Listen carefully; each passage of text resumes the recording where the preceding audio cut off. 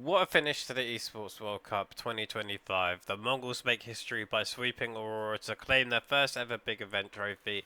Techno steps up and earns his career first MVP medal, and Falcons bounce back to take down Vitality for third place on home soil. This was the perfect way to close out one of the craziest events of the year.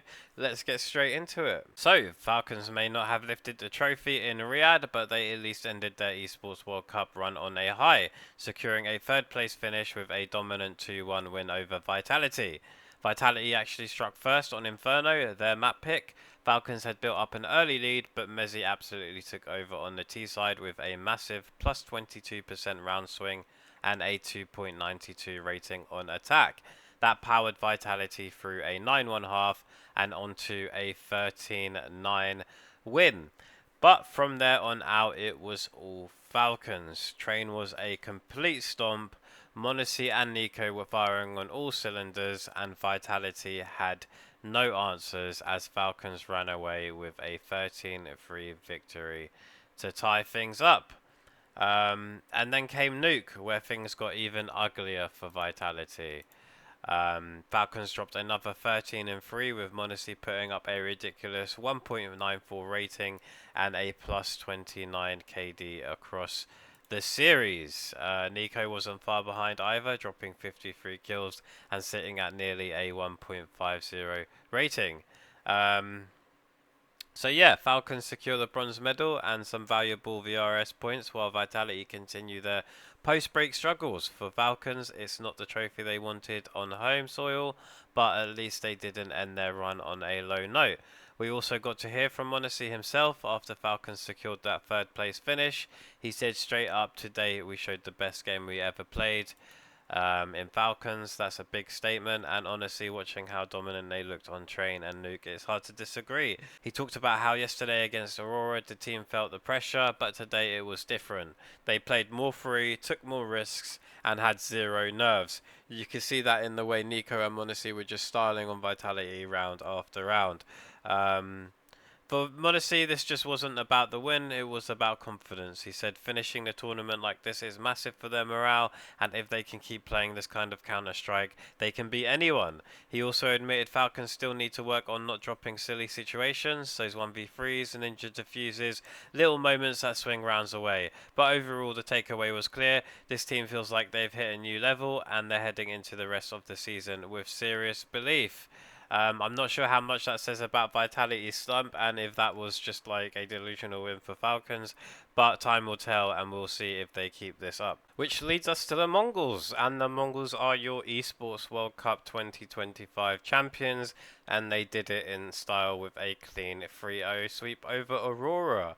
It's pretty crazy here, this picture, even in Mongolia, they're watching the Counter-Strike Grand Championships on the TV in the bus, which I thought was absolutely hilarious.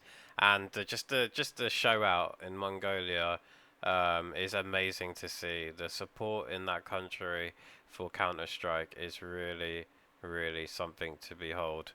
But yeah, so this series started on Mirage, and honestly, Aurora had their chances. As Antares was fragging out, Woxic was hitting some ridiculous clutches, but the Mongols clawed back, forced buys, forced overtime, and then snatched it away at 16-14. A huge missed opportunity for Aurora. On Dust 2, there was no mercy. Despite a sick Deagle quad kill from Rocardia, the Mongols had full control of the map, reading Major's calls and closing the map out 13-9, which then leads us on to a nuke, and that's where it turned into a demolition drop.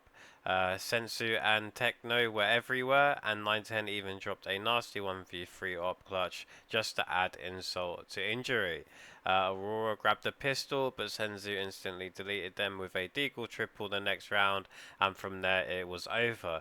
13-4, game, set, and match. The Mongols finally lift their first big event trophy, and they do it by beating Gamer Legion, 3D Max, Vitality, and Aurora back to back. Techno and Senzu were absolutely monsters all series, and now Asia's finest can officially call themselves champions on the biggest stage.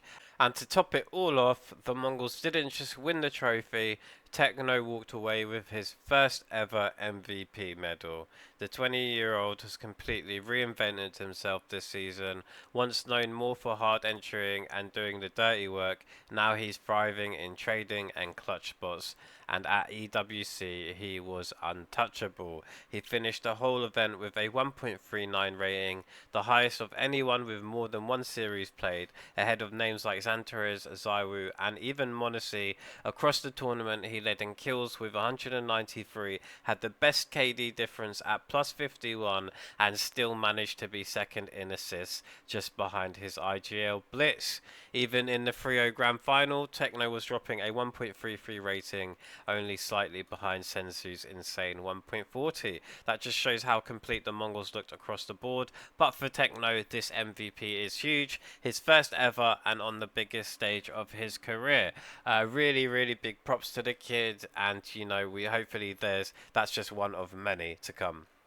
And that wraps up the Esports World Cup 2025. The Mongols are your champions. Techno finally gets his first MVP medal, and Falcons end on a high note over Vitality. It's been a wild ride covering every single match of this event.